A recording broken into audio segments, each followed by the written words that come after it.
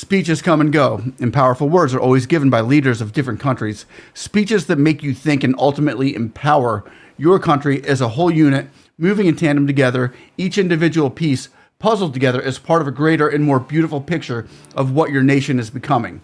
We hear these speeches from presidents and prime ministers all the time. They're wonderful, but in all honesty, how many times have you heard a speech from a public figure only to realize that it was just word salad and flossy nasty nihilification that was candy to your ears, but you look back and you realize it didn't add up to squat? Well, finally, this one is different on every level. People are asking, how come there were over 30 heads of state and prime ministers during President Mahema's swearing-in ceremony for the Ghana presidency, but it's only IBRAHAM Traoré who was cheered very loud and genuine? Is he the only leader in Africa who truly understands the needs of the majority of African revolutionaries and Gen Zers? And remember, the Gen Zers of Africa make up 70% of a 1.4 billion population. This speech here is different because the person giving the speech, President IBRAHAM Traoré of Burkina Faso, isn't just talking like a Buddy the Elf on a shelf, or Buddy, the Elf movie, trolling dreams to children during storybook time like, oh, I passed through the 7 levels of candy cane forest, through the sea of swirly, twirly gumdrops, and then I walked through the Lincoln Tunnel. This is not that at all. What would your comment be? Okay, this is to tell you that it is often tiring, it's tiring, but the only thing that keeps us going is the love of the people. We look forward to organizing elections based on African principles of justice. We do not want people to learn this politics from elsewhere and come and apply it here. We want to create a model that suits our people here. The speech given by this man, who has had more assassination attempts on his life than any other leader to ever walk the earth, I believe it stands to around 19 now. Well, maybe he's second only to King David 2,000 or 3,025 years ago, 1,000 years before Christ. This man, IBRAHAM Traoré, who's been hated by almost every country in the world besides Russia, and also hated by most countries in his home continent of Africa. Why? Because he's defied the status quo of taking over a country for self-gain. And he's turned what the media in the West was calling an angry mob-formed coup leader. He's flipped that script into what is now, the headlines read, the greatest revolutionary victory that Africa has ever witnessed on camera.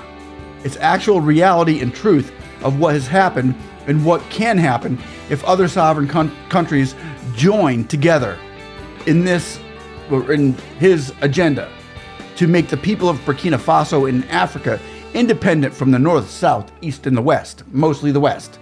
No more loans from IMF or World Bank or handouts from Western countries. That is a recipe to produce corrupt and fake leaders. He's stopped that completely in his country. And now, people of Burkina Faso have been fighting and dying with honor and dignity to rule and reign over their land once more. 100% rule and reign their land once more. They've defeated the most powerful foreign adversaries in the world with not just a few weapons that they have in their small but growing army, but their biggest weapon being used is pure heart, soul, blood, sweat, and tears of the people of their country and the unity of the future by a great visionary. And now, Burkina Faso is the beacon of hope for the next generation, and this man, IBRAHAM Traoré, is the thriving heartbeat behind it all. That is what makes this the greatest speech for 2025 throughout the world. These words are powerful. He not only talks about Africans as a whole, but he identifies Africa as a nation and what they are and who they are. If you know the story of this man and what he and his army and the citizens of Burkina Faso have gone through, you understand the significance of this moment right now. And even if you don't know the whole story, it's still the greatest speech ever given because everything he says is honest, truth, genuine. And this type of speech is what shakes the corrupt leaders to their core. But it gives honest leaders hope and heart to continue the fight for the freedom in their land. I could watch and listen to this speech over and over and over again, and I probably will when I need to be encouraged and motivated to move forward in life and something I believe in. But right now, I would like to watch it with you. So if you would please like, subscribe, click that notification button so when we get information out, you can get information in. And if you'd also like to, grab a drink and we'll watch this together. One love. Your Excellency, your presence here at the invitation of His Excellency Mr. John Dramani Mahema reaffirms the historical fraternity between our two peoples and reinforces the confidence, the image, the pride of our Burkinabe community in Ghana. We know that you carry a message of hope. This diaspora, wherever it may be, is tomorrow committed to the development of our nation. Allow me to conclude my speech by wishing that your stay here in Ghana is crowned with success and blessings. May God, the Almighty and the Merciful, be in control of everything. Together, with faith and determination, we will overcome all obstacles. In life or in death, we will win. It is an immense pleasure and an honor to be here among you. And it is for this that I thank God for allowing this meeting to take place. God, thank you. At 10:56 we were able to arrive well this morning, and we are very proud to be among you and to exchange with you. It is really an honor. First of all, I would like us to observe a minute of silence, in memory of all our martyrs, who have died. Thank you. I would like to wish you a Happy New Year 2025. May God bless you and grant you a healthy life. May God make all your businesses successful, prosperous, and may there be union and love in your respective families and among you. May God protect you throughout this year, 2025, and help you realize your dreams. I would also like to pay tribute to our valiant fighting forces, who fight with their body and soul, as you can see, so that our Burkina Faso remains standing. Noble work, men of integrity. Each time they throw themselves into the mud, they know well that some will stay there, but duty calls them. This is the job of the army. We often feel nostalgic, but those who have the chance to defend Burkina Faso today, we must encourage them and applaud them. When they leave, we will not cry for them and we will have pity on our fate.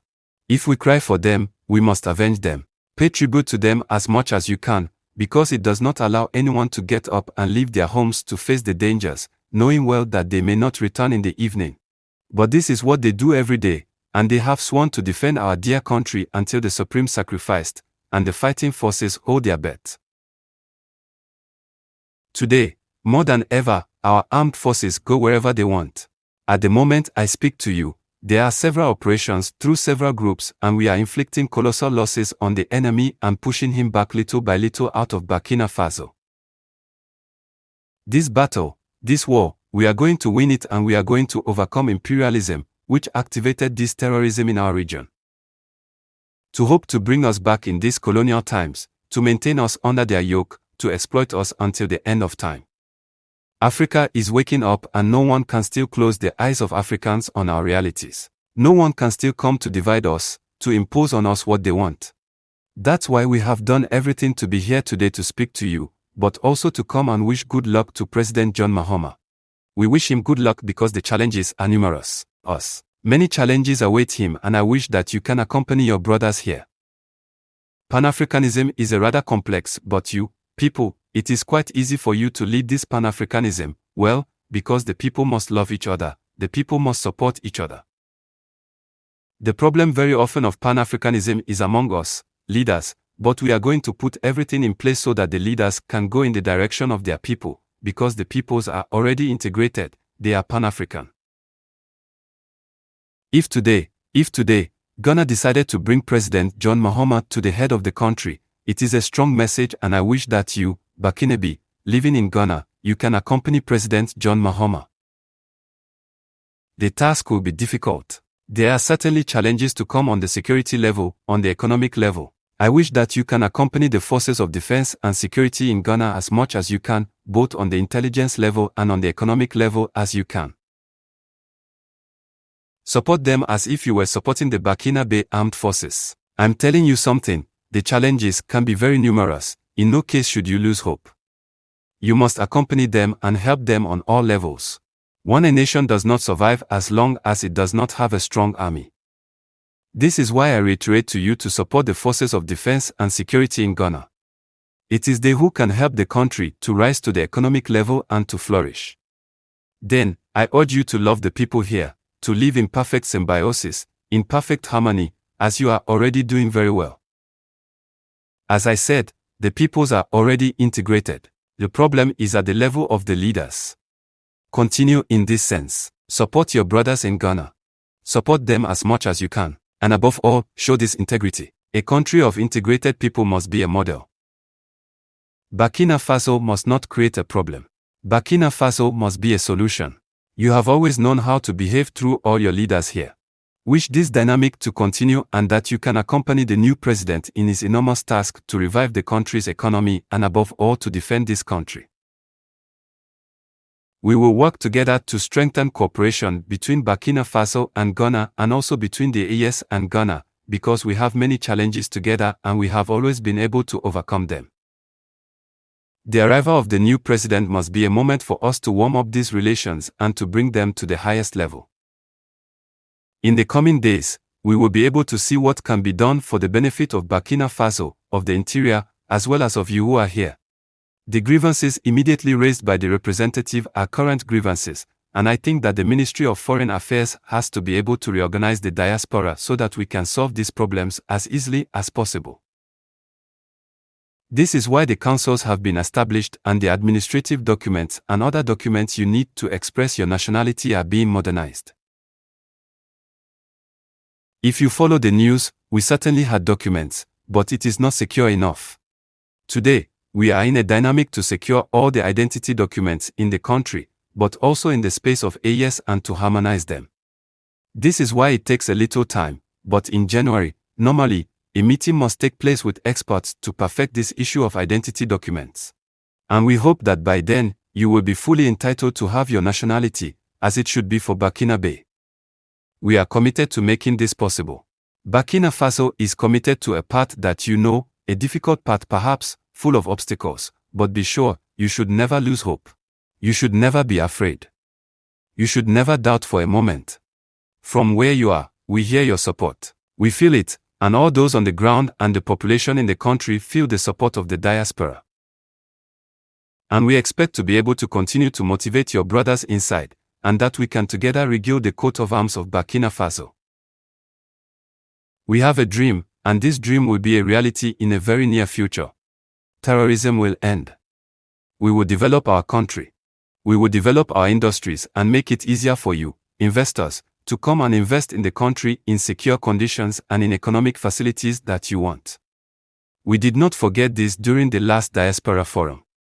We are seeing everything that can be brought together to allow you to come and invest easily in the profits of your brothers because we are an importer country and we know how to say it. Today the dynamic is to be able to transform our society.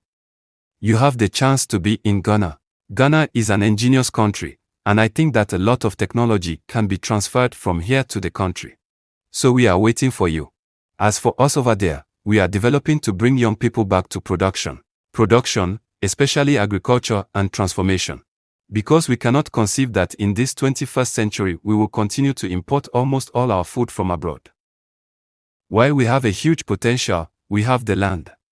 This year, we did the experiment on the portion that was secured. We are satisfied with the results, which means that next year, if God pleases, we will continue to provide our support to the peasant world, but especially to young agricultural entrepreneurs who want to get into production and encourage these industries of transformation. Burkina Faso will shine. Burkina Faso will be great. Our dream will come true if God pleases. And I encourage you to stay united, united between you and united with those who have welcomed you here. Be united with your African brothers. We are reactivating the Black People's Institute because Africa has the same history. We are treated in the same way by the imperialists. There is no reason why we are not united and that we block imperialism. Stay united, and show your Burkina Faso wherever you are. Thank you very much.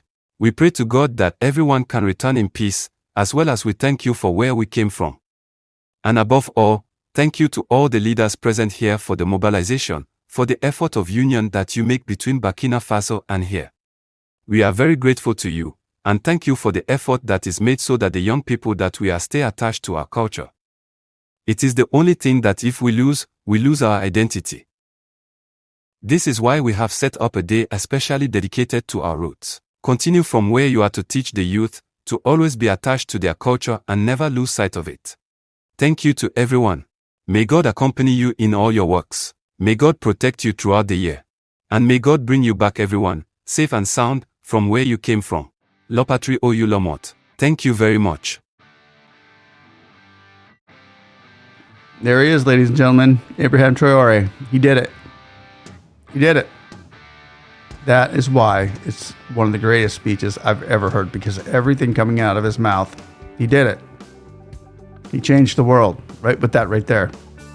And he changed it over the past few years by those words not just being words, but now has given identity to Africa as being powerful, as being not a pushover, as being one of the strongest people in the world because of their heart and their soul and their fight and they're standing together in unity. It's amazing to see what he's done. He's literally destroyed imperialism. He did it. So, Abraham Traore, my hat, it's off to you, my brother, and to all of those over there in Africa, your army, the people around you, and those that are in Africa right now, just standing behind them. You're in the battle. You're not only in the battle, but you've won battle after battle after battle. Victory is yours. We can see it's right around the corner. We can see it. We can see it in his face. We can see it in all those assassinations that didn't work. We can just see it, and we can feel it. It's a new day. Thank you, Lord. God is good.